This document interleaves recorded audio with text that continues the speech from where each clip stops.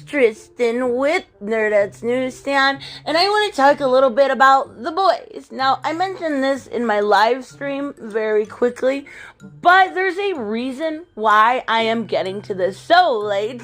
Actually, I'm talking about season 1, so over a year late, but that is because I didn't care for the comic books, and I know a lot of people really did. Now, of course, I want to make sure before I even talk about the comic books that I talk and tell you spoilers just for season 1. Now season 2 will be coming tomorrow, but for now we're going to talk a little bit about the comics, and we're going to talk a little bit about season 1. It was very different than Garth in his comic book, and much less gross, much less crass, and not too, Garth Ennis doesn't like superheroes. He doesn't like anything but deconstruction. Now, I love his Preacher and some of his other titles that he has done, but when he writes a true-to-form superhero, it is not done well. He is not a superhero fan. Therefore, me loving superheroes was not a fan of The Boys. Not to mention, when I got to the part with Starlight having to give fellatio to 3 men in the comic book, and now we are going to talk about that with the deep as compared to on the show, I was just like, yep, I am out. And that's all the chance I gave it, right? So I did revisit it a couple times and I got a little bit further, but that was really my main thing. I just couldn't take his writing when it came to this absolutely crude and rude nature. Now, The Boys focuses on 5 main individuals who call themselves The Boys, right? And these 5 main individuals know the true nature of superheroes in their world, and that they are all corrupt, that they are all evil. Not only are they evil, but the company that goes along with them are truly evil in nature. Now, this is not a true-to-form comic adaptation at all. The Boys don't take Compound V in the actual show, which they do in the comic. Huey doesn't kill anyone with a massive punch like he does in the comic book. They're, with exceptions to the female, they are all in the show just ordinary people, always the underdog, and they lack superpower. And that's what makes this such a David and Goliath story that I slept on, that I absolutely should have been watching and didn't, because I've talked about a few shows as far as comic book adaptations on this channel before, and this is one like The Umbrella Academy, where it is much better than its original source material. So what I did love though is not if superheroes were real right now in our world, they were here, they came tomorrow, they would be corporate owned people with social media accounts and marketers and people behind the scenes. So I love that we have a real life look at superheroes. Now, I want to go through a couple specific scenes. Mostly how I'm going to review this is just go through the characters. And I think that's the easiest way because there's a lot of really good characters, and they all are so much different than their comic book counterparts in such a great way. So, first off, let's start with Madeline Sitwell, of course, who was James Sitwell in the comics. This was a gender-bent character in the best way possible. In the absolute best way possible. They make her an older single mom, has to go through in vitro fertilization to get the baby that she has, and the baby is kind of a point of just disdain for Homelander, right? Just absolutely does not like this child because it takes attention away from him. We are going to talk about that really weird relationship, but we see her breastfeeding at work, we see all these things. I love that Madeline is female. It changes a lot, but most importantly, it changes the dynamic between her and Homelander, which makes this ending of the show, or of the season rather, possible. So, I do love, though, that she, when it comes to Homelander, right, she loves him. You know she loves him, but she also has a deep-seated fear of him, and who wouldn't? I think anybody that comes into contact with Homelander would have that fear. And that was one thing I did not like about Homelander in the comic. He came off more as a joke and a spoiled little brat to as in the book, when we're talking specifically Homelander, in the show, he is absolutely feared by everyone. And that's how he should be. An evil Superman type should be feared, should worry everyone. It should be we're going to see later on that quite possibly use within the military it could cause genocide. And that's more for season 2. But even so, this Homelander character is, like I said, an evil Superman, right? It may be a little bit of Captain America mixed in there, but I more see Superman. That could be my likeness to DC as compared to Marvel. But we do see in a clip, which is not featured in season 1, a little bit of a kind of look into his childhood. And I have a few episodes of season 2 yet to finish, so maybe it will be included. But season 1 is mostly the focus of his childhood, right? So, he's raised without a mother. And we even see later on in the seasons that they say raising a dog without a mother gives them aggressive tendencies. And that's exactly what we see in Homelander. He wants that motherly, oddly sexual relationship with Madeline. It's so gross. Like, the milk kink is... Okay, we're not going to go there. But, it's gross. And see, this was a plot point in Smallville when Clark and Lana started having sex for the first time. If Homelander is so powerful, and we do see him and Madeline have sex very briefly in season 1, if he's so powerful, how is he not ripping her in two? Just a question, not for research or anything, just kind of curious. But I also do like a lot of things about Homelander. You can tell he is empty inside. His self-esteem is not there. He absolutely always needs validation from the outside perspective. He doesn't feel good about himself. He only feels good about himself when everybody likes him. And you'll see that kind of with the OCD almost when it comes to like his approval ratings and such, right? He needs that validation.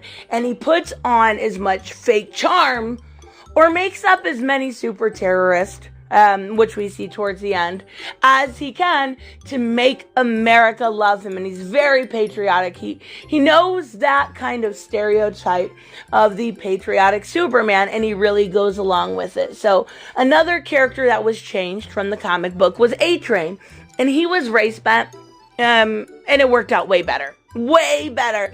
Another character I didn't care for in the comics, but he was, he's a good actor. He's not the best actor, but he is truly evil. And they use Compound V in his situation almost like a steroid. He uses it to be faster than Shockwave, to be better than everyone else, and it actually works out the exact opposite by the end.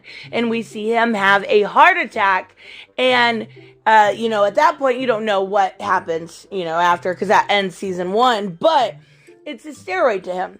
It makes him better, it pushes him further, and now he can be in the 7 because he has it. And it ends up being his downfall, and his relationship with Pop Claw, who was a very unique character to me. She had pictures in her walls of naked people. She had sex with the landlord. Like, this character was so weird. And then that's what I'm saying about earlier when it came to Homelander having sex with Madeline. She had sex with the landlord and came so hard she exploded his face. You know what? That's for a whole nother conversation. But anyways, he ends up killing Popclaw, right? Because he is afraid to, that it's going to affect his spot in the 7. He has to, because she knows about the V and she's opened her mouth. And he honestly, truly in his heart, blames the boys for her death, even though he's the one that killed her. And it's kind of a fucked up way to think, but in a way I can see it and relate and understand where he's coming from. But yet I'm like, you know what? He's one of the others that are truly, truly evil. So then we have the Deep, who started out, I knew what was going to happen from the comic, right? I thought it was going to be with Black Noir and Homelander also, but I knew what was going to happen. And I knew we were going to go into Me Too territory. And I hated him. I think any woman would. Like, the way he treated her was absolutely degrading and disgusting. The best way to put it is disgusting. So then we see basically him using that as leverage over her until she opens up, and we'll talk about Believe Expo a little bit. But you also see him go from a completely true to form misogynist, and it comes from a deep-seated, a deep-seated place of hating himself and his body, including his gills, which look fantastically done CGI. But you also see him go to this really goofy character. And Aquaman has often been the punchline in jokes. Like, hoo, you talk to fish? But I love it. I love it when they find Translucent. I literally laughed out loud. They find Translucent's body. And he's like, so, a couple of my friends. And he's like, it was a porpoise. Tell her it was a porpoise. Oh, I fucking love jokes at the Deep's expense. And then he, saves the dolphin. And he actually ends up killing it. Same with the lobster. Like, it's fucking great. All of his friends are fish. Yeah, I love it. So, I do think that the changing moment for him, though, was when the girl is going back to his room after he moves off and is kind of demoted. Well, she wants to see his gills, and she basically figures herself or molests him on top of him, right? And that's where he finds out really, truly how these women, and I mean women, not just Starlight, have felt for years. And I think that's really where he goes from being misogynist to a joke to a character that I could actually decently like. He's definitely my least favorite, but one that was in the 7, my favorite is Queen Maeve. And they do introduce her as gay in this, or bisexual, I guess it would be. And I kind of knew that was coming. That's actually works really well in her favor, because Elena is a lot better for her, obviously, than Homelander is. So she does, though, wrestle with her humanity. And we see in the plane incident, oh boy, that plane incident, I was crying by the end of it, because it's fucking terrifying to think that woman sitting there and just begging Queen Maeve to take her daughter. Like, it's fucking awful to think about that situation, whether you're a parent that's on the plane or we do see in season 2 another person. It's absolutely fucking horrifying to think of a situation that could go south like that. And it really was Homelander's fault, right? And he just has no care. So, yeah, it's really, really messed up. But her humanity, we see it slowly coming back, as long as it's been eroded that she's been in the 7. We also have Translucent. I do like how they have his carbon skin. They could electrocute him. Obviously, he doesn't stay too long, because that's, Huey blows him up through his asshole. But, he's a good character. I did like the way he was so confident. And I'm sitting here the whole time like, why don't you just poison him? Why don't you just poison him? Why don't you just drown him? Yeah, like I said it in my live stream, I definitely should not be ever given power. So, Starlight, I love Starlight. There's a lot of great things about her character. This show comes from a perspective of 3 main people. And that's Huey, which we'll talk about here in a minute, Homelander, and Starlight. And Starlight really, truly is, in season 1, an individual that wants to do good, that wants to be a hero. And it's pretty amazing what her character goes through. She's very, the one problem I had with Starlight, actress, she's teeny. She's teeny, tiny, frail looking small. Like, really, really small. But you know what? Her her power is electricity based, so it works. It doesn't matter. I do like how they explore the relationship with her mother, almost looking at it from a beauty pageant standpoint, right? Kind of wielding her around as if she were a prize instead of a daughter that should be out having fun and kind of loving life, right?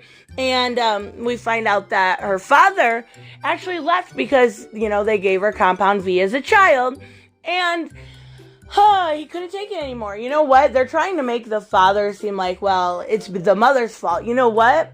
It's his fault. He said yes initially. I have no sympathy for the father. He could have taken Starlight with her. He's not this great person. He's a piece of shit, just like the mother. The only difference is at least the mother stayed there to raise her and not just, went and got a pack of cigarettes and never came back. I do think it's really, really shitty that she stays with her costume change. I don't like it. I personally can't imagine as a superhero having that kind of a costume. The first costume is beautiful. The second one is soldery and like Barbie, and I don't like it at all. I think it was really demeaning to the character that she actually took that. So they also did show Mesmer, and I'm not going to talk about him. It's just very weird to look at a grown-ass Haley Joel Osment because he looks so weird. So then we have the boys, who are the Spice Girls, right? They suck apart, but together they are box office wonders. So we have Billy Butcher, who I absolutely hated in the comic books. In this, he was redeemed. In the comic books, he was evil. He was, he was just very, very violent. We'll go with that word. So in this, he's great. The thing with Becca and him chasing after her, I get it. I get it. I think it's adorable that a man would actually do that for a woman. And then you kind of find out it's more on vengeance, right? He's going on this long line of vengeance. But at the end, we actually find Becca. And what I don't get, and I know some people will disagree with me on, but what she did is unforgivable. Unforgivable that she never contacted her sister. She never contacted him. She never contacted anybody. Just to say, hey, do not write back. I'm alive. I can't explain. Just gotta let you know. It's unforgivable. Absolutely. So then we also have Frenchie, who I didn't like at first. I was just like, oh, great, a typical druggy kind of character. And by the end, he was my favorite in the boys. I love the way Frenchie talks. The way he talks and looks at the female is absolutely adorable. His transformation that we see him go through, the entirety of it, is awesome. He was a character that I just thought was throwaway to a character that if you took him off the show, I would be severely disappointed. And his relationship with the female was so fucking perfect. And another thing I love that they did in the show, compared to the comics, is give her a name. You just don't want to be called the female or the girl or the woman. You don't. It's not nice, guys. It's not nice. Kamiko. Beautiful name, too, right? So I do think he's a little overzealous when it comes to her because he wants to redeem himself. He's a little kind of like maybe almost smothering her, but he's doing it out of the love of his heart, and I really did like that. So then last but not least, we of course have Huey. And the scene right away, I knew it was coming. I knew it was coming with Robin when A-Train goes through him, except for they do change it. He was in the comics chasing a bad guy. And then in the show, he's, trying to get a fix of Compound V. It was the cinematography. Even though it's blood, even though it's glass sometimes, the way they do it is beautiful. I do like Huey. He's very relatable. He's very clever. I like the relationship with him and Simon Pegg, who plays his father in both the comic and the show. I like that they kept that. And I do love the cutesy romance between him and Starlight. I think he sold it more than anybody else. He really did a good job of selling that relationship. So then we do have Mother's Milk. I saw Huey was the last one. He kind of, in the first season, at least to me, is the conscience of Butcher, right? He keeps them in check. He keeps them doing what he needs to do and keeps them on task. Same with Frenchie. He keeps them on task. You see, maybe he's not the greatest father. Maybe he's not the greatest husband. But you see that love he has for both of them and will basically do anything to just see them again, right? Because by the end, they are gone and they are in, witness protection program. I like it. So 2 more characters we had real quick was Jennifer Esposito, who she's okay. She was okay. I didn't have a problem with her. Pretty girl. And then Mallory, which is another gender bend, and we really don't see much more until season 2. Another tragic story, Lamplighter killed her grandchildren. And that's where the vengeance in her comes in. So I absolutely love it. I will say, the female has a much better origin story in the show as compared to the comic. In the comic, she eats dead superheroes because she's hungry as a child. And in this one, they basically inject her in it, and she, gets this X-23 type murderous rage powers. It's almost like she's X-23 dipped in the Lazarus pit, I guess is the best way to put it. But I do really like her. I think the Huey and Robin scene, some of the scenes ripped right out of the comics, were perfect. I am glad with the airplane scene, as emotional as it was, they didn't include that it had something to do with 9/11, which they did in the actual comic. Believe Expo, I love Starlight's whole speech. Nobody knows themselves. No, everybody's on their own little journey. And I think the fact that, she's got these extremists that believe superheroes are sent from God. And you know what? Maybe she doesn't know. But maybe someday she'll be able to, come to God herself. She doesn't have to do it through her mother or through a church. Another thing I did like is how they explain Compound V when it's given to kids, and we see Butcher using the baby with the blue eyes. Fucking amazing scene. Compared to adults, it makes them super terrorists instead of superheroes. I like that distinction. The baby blue eyes scene is so fucking good. Even if you don't want to watch the show, go watch it on YouTube. It's definitely worth it. So I think at this point, this is the best show nobody's watching. I can't believe it. Umbrella Academy has always been my favorite superhero show, and it was quickly replaced. Every single episode, I got more into the boys, and I will be reviewing season 2 also. But my God, I don't know what they did to Garth and his stuff. It was Eric Kripke, who's the showrunner. But you improved upon a great ideas. The bones were there in the comic, and you made it great. I absolutely love it. So let me know, of course, what you guys think about the boys in the comments below. Let me know who your favorite character is. God, that's a hard one. It really is. I really like all of the characters. They're so good. They're so well developed, but the way Frenchie talks makes me lean towards him. So anyways, let me know, of course, what you guys think. I didn't say anything about Black Noir simply because he really wasn't in season 1 a lot. I'll talk about him more in my video tomorrow. So I will see you guys in the next one. Bye-bye. Hey guys, I want to give a huge shout out to my Patreon and subscribe stars.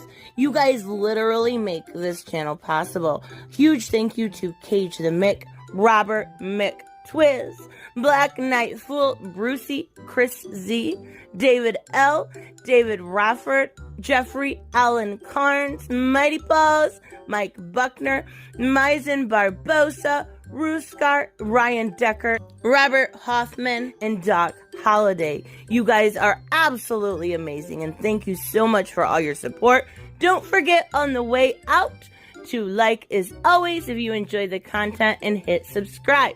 And I will see you in the next one. Bye-bye.